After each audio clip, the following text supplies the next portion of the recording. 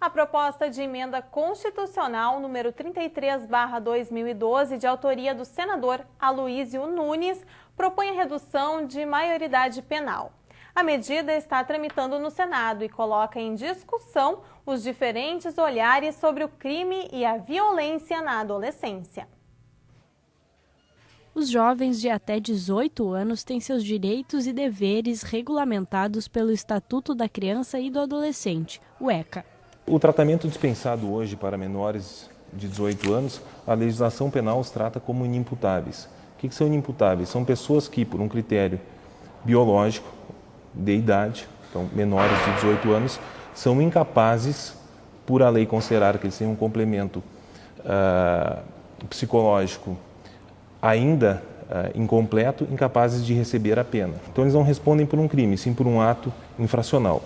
Quando esse ato infracional é praticado com grave ameaça ou violência, tem uma reiteração de atos infracionais ou um descumprimento reiterado e injustificável de qualquer outra medida, cabe a internação.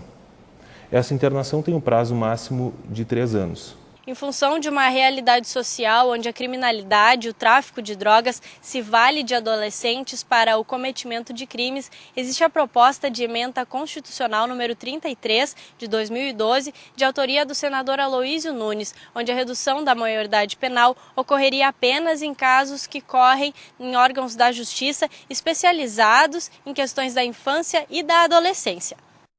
A desconsideração da inimputabilidade penal vai depender da comprovação de conduta de caráter criminoso do adolescente, levando em conta o seu histórico familiar, social, econômico e cultural, bem como os seus antecedentes, para assim declarar que o jovem infrator cumpre uma pena em regime prisional ao invés de ser encaminhado a alguma das unidades da fase. Contudo, para educadores e a OAB, o problema é bem anterior ao crime e tem raízes mais profundas, levando em conta que hoje o Brasil conta com 50 milhões de adolescentes. A gente primeiro tem que avaliar por que os adolescentes cometem esses atos, quer dizer, qual é a causa disso. E a primeira questão que a gente tem que pensar é que não é pelo fato de ele ser adolescente. Ou seja, ele está expressando uma violência da qual ele já ou foi vítima ou ele foi induzido. Tá? O que é importante para nós refletirmos enquanto sociedade e a construção de um país democrático para todos, é que as leis por si só não solucionam o problema. Nós podemos nos humanizar e cometermos belos atos de solidariedade, de cooperação, de amor, de cuidado, de carinho, mas nós também nos desumanizamos.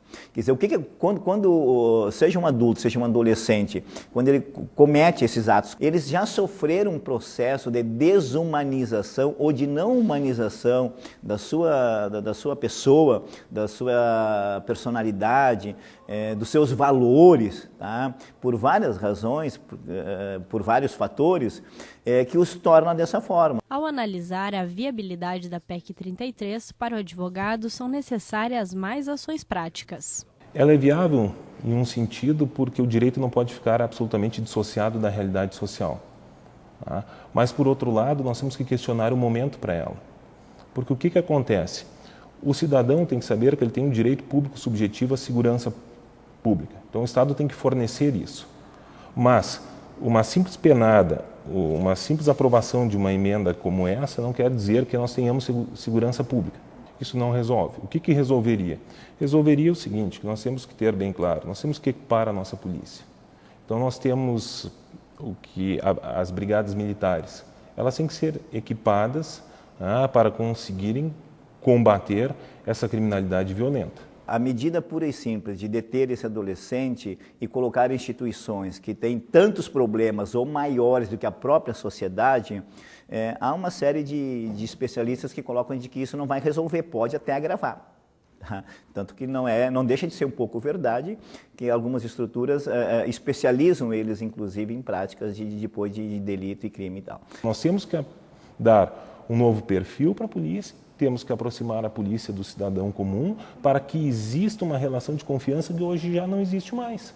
Hoje a vida urbana está voltada para o adulto e muitas vezes, por falta de ocupação, os adolescentes são atraídos pelo crime. Nós pensamos uma logística urbana para o adulto para, enfim, a infraestrutura da produção e não pensamos para a vida desses adolescentes. Tá? E o que o crime acaba fazendo? Ele oferece algumas possibilidades que seduzem esses jovens, tá? Exceto alguns que podem ter cometido por razões de ordem psicológica, psíquica ou até de...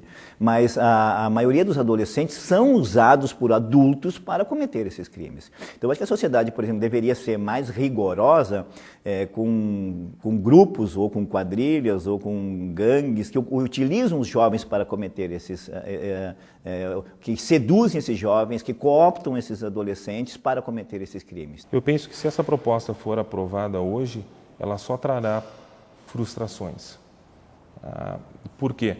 Porque as pessoas vão ter a crença equivocada de que ela vai resolver o problema da insegurança.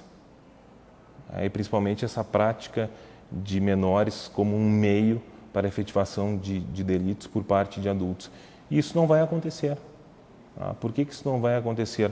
Porque a mesma polícia que é carente de condições para uma investigação completa, ela vai continuar sendo mais carente se a proposta for aceita.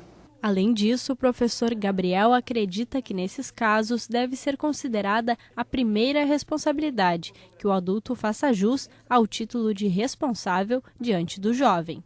Eu não gostaria jamais de ver um filho meu ou um adolescente preso. Tá? Eu acho que essa primeira responsabilidade é nossa de adultos, de pais e de professores. Tá? Nessa situação, acho que quem tem que ser responsabilizado em primeira instância é a própria família, tá? O próprio pai e a própria mãe, ou o seu responsável legal. Tá?